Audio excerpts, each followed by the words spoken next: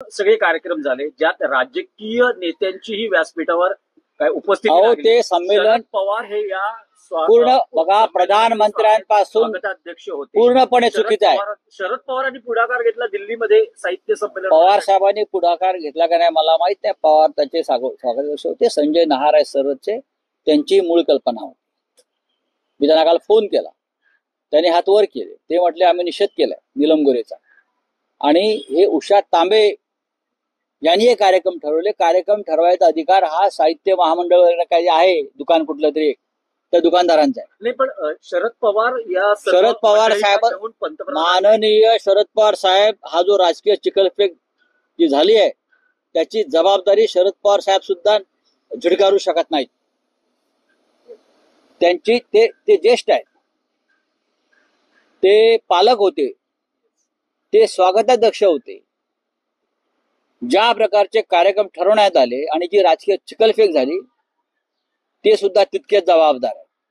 संमेलनाच्या अध्यक्षा तारा भावळकर यांनी सुद्धा ह्याच्यावर निषेध व्यक्त केला पाहिजे. पवार साहेबांनी निषेध केला पाहिजे. पण पवार साहेब गप्प आहेत, अजूनपर्यंत भूमिका नाही.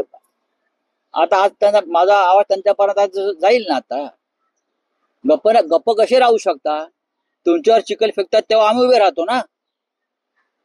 ही कोण बाई आहे नीलम गोरे? हे कुठलं भूत आहे जे साहित्य संमेलनाच्या मंचावरून गरळ ओकते?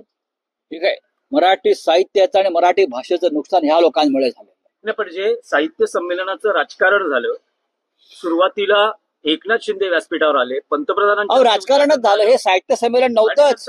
आणि नंतर नीलम गोरेंची मुलाखत झाली. नीलम गोरेंच्या मुलाखतीचं काही औचित्य होतं का? अजिबात नाही. त्या परिसंवादाचंच औचित्य नव्हतं. अनेक राजकारणी लोकांचे कार्यक्रम झाले. त्या कोणीतरी भाजपच्या एक महिला मोर्चाच्या अध्यक्ष आहेत, त्यांचं काय मग तुम्ही शिवसेना उद्धव बाळासाहेब ठाकरे पक्षाच्या लोकांना का नाही बोलवलं व्यासपीठावरती? सगळ्यांना बोलवायचं ना. आम्ही कसे घडलो, आम्ही सांगितलं असं, आम्ही कसे घडलो, आम्ही कसे बिघडलो.